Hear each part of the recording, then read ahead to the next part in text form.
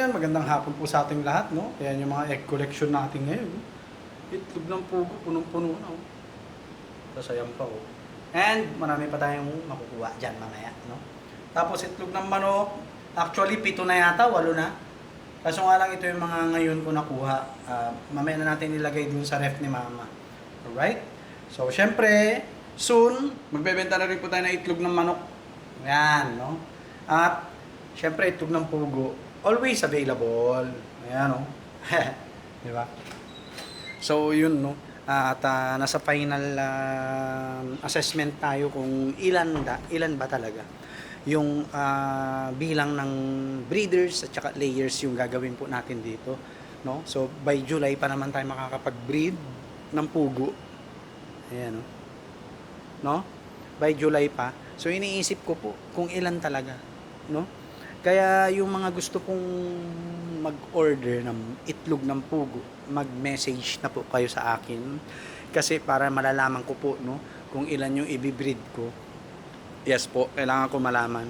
Ayan, yung mga papisa natin, no, lalaki na nila. 3rd week, 4th week ng June, nagkakasta na po itong mga to, tsaka nag-iitlog na. Alright? So, yun, mag-message po yung mga gustong mag-order, lalo yung may mga pwesto po, no, ng kwek-kwekan dyan, no, kaya tokneneng, no, may mga, may mga pinapalakad ng mga vendors, no, marami yan eh. Okay? Para hindi na kayo lalayo, sa akin na kayo umorder. Bakit lalayo pa kayo? Eh, hindi dito naman na ako. Di ba? Oh. At tapos makakapag-breed pa ako ng maraming pugo. So, ang tendency po niyan, kaya kong ibaba, itaas ng konti ang presyo. Makokontrol na po natin, no? Depende yan sa demand and supply po, no? And, syempre sa panahon. Lalo ngayong pasukan, tataas po ang presyo ng itlog ng pugo. Tataas po. Sa ibang lugar po, naka 200 per box na po eh. No? So meaning, 2 pesos isa na. No? Kasi yung laman ng isang box is 100 pieces. No? So, 200 pesos per box na po sa ibang lugar. Dahil syempre, alam naman natin, pasukan na. Diba? Ganun po yun. No? Kapag pasukan na, talagang automatic po na tataas po ang itlog ng pugo. Bakit tataas? Dahil sa demand. No? Ganito po kasi yan. Bakit porkit demand? Tawag rito, tataas ng presyo. Yes po, tataas. Kasi pag demand, pag in demand ang isang produkto, ubos ang supply. Mauubos at mauubos ang supply. Yes po, no? Ang tendency po niyan, mag-a-add ng bilang or mag-a-add ng operation po yung mga quail breeders katulad ko, no? Para sa mas maraming mga layers, no? So, pag nag-add tayo ng production, mag-a-add tayo ng production cost, no? Feeds, lahat, vitamins, gamot, yung effort mo, kung may mga tauhang ka, magdadagdag ka. Magdadagdag. Kaya tataas po yung presyo. Yun po, no? Hindi naman pwede maging in demand ang isang produkto tapos pababa yung presyo. Hindi po, no? Kung marunong po yung nagbi-business, tataas ang presyo kahit konti. Bakit? Dahil magdadagdag siya ng operation, no? Magdadagdag siya ng operation. Pero kaakibat nun, dagdag din ng production cost or operational cost. Yun po yun, no? Yun po yun. Katulad yung gagawin natin, magpaparami po tayo. Ayan. At in demand po ang itlog ng pugo. Ngayon pasukan, 10 months yan straight. Tapos last week ng March, kaling tayo ng mga layers. Yan. No? Yan. Tapos by April, breed na din ng pangsusunod na panahon. Pangsusunod na June. Yan. No? Ganun po ang gagawin po natin. Alright? Kaya may mga lalaki na tayo dyan. Wala tayong problema. No? Paparami na lang tayo, hinihintay na lang natin yan. Actually, inayos-ayos ko na yan, kaso nga lang tinutuka-tuka yung mga ito. Maliliit pa kasi, tsaka hindi pa nila nai-establish yung authority nila dahil hindi pa sila mature, no? Ang tendency niya, bubugbugin lang yan, tutuka-tukain. Katulad yung nangyari po dun sa ibang mga kasama nitong mga to. Butas-butas yung ulo eh. Kasi pag tinuka-tuka na nila po, no? nabubutas yung ulo. Tapos pag nakakakita sila ng dugo, tutukain na nila ng tutukain hanggang yun, madedok na. 5 na nawala dyan, no, sa ganun style.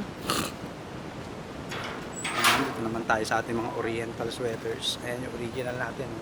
Yan yung pinaka-original na sweater natin, 5K sweater. Ayan. Yan po ang nanay ng lahat ng nandito. Maliban kay Asil Boston at saka kay Golden Boy sweater. Ayan. At saka kay Wild Chicken natin. Ayan, mga anak niya na to, mga to. Ayan. Oriental sweaters. Ayan. Itim. Yan lumabas, alimbuyugin, pula at gold. No? Ayan, ayan. Alright. Take pa tayo. White Kelso. Asil Boston White Kelso po yun. No? Asil Boston. Pero, ayoko muna yan. Doon muna tayo sa mga sweaters kasi pang all around sila eh. No? So, ayan. Kawala lang yung mga hinahin. Ngingitlog lang sila dyan kung saan saan. No? Nangingitlog lang sila kung saan saan. Ayan yung original natin. Tanda na po yan. Siguro 2 years mahigit na yan. Hindi ko alam kung makakapag-produce pa siya. Hopefully, pagkatapos niya maglubon, makapag-produce pa. Kasi ipukross ko pa yan sa Golden Boy sweater natin para kahit papaano eh may mapalabas tayong Golden Boy sweater dito. And then back to papa na lang. Babalik lang natin na ibabalik dun sa Golden Boy sweater natin. And then kapag nag-degenerate na, no? Or bumababa na yung vigor, no? May sinasabi kasi vigor eh, yung hybrid vigor na sinasabi nila, yung bulto ng katawan, yung height, no? Pagdating kasi ng araw, pag back to mama, back to papa na po yan. Liliit na liliit yung manok because of inbreeding. Plus, mas marami yung tapon kesa sa maiiwan. No? So, tendency po yan, magde-decline yung physical attributes ng mga game fowls. Therefore, pag nag-decline ng physical attributes sila, isang contributing factor po yun para magkaroon sila ng disadvantage sa labanan. Yan, no? So, yun na ito ang hinihintay natin itong mga pugo natin. Kung gumanda ang kita natin this year, baka makapag-acquire po tayo ng pair na Golden Boy sweater. Who knows, di ba? Or pair na 5K sweater ng Red Game Farm o kaya ano ba yon? Red Game Farm at saka yung ano, basta, no? Di ba? So, who knows, di ba? Baka sakali. Pero hindi natin priority natin is quail breeding and propagation. Basta't wag lang mawawala yan linya natin na mga oriental sweaters at saka oriental SBR tornado hatch. Yan, no? So, yan.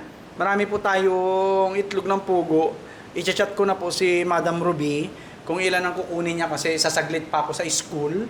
Ayan, yung dati ko pong school assignment. Lilipat na po kasi ako na school.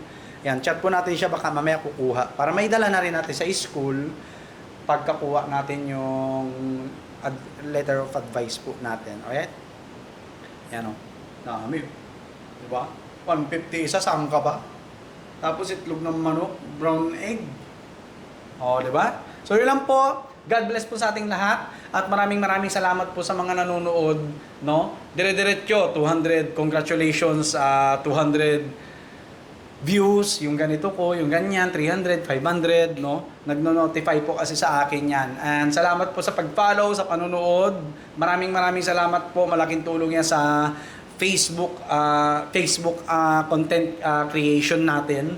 And at the same time sa YouTube channel po natin. Alright, so yun lang po. God bless po sa ating lahat. Peace!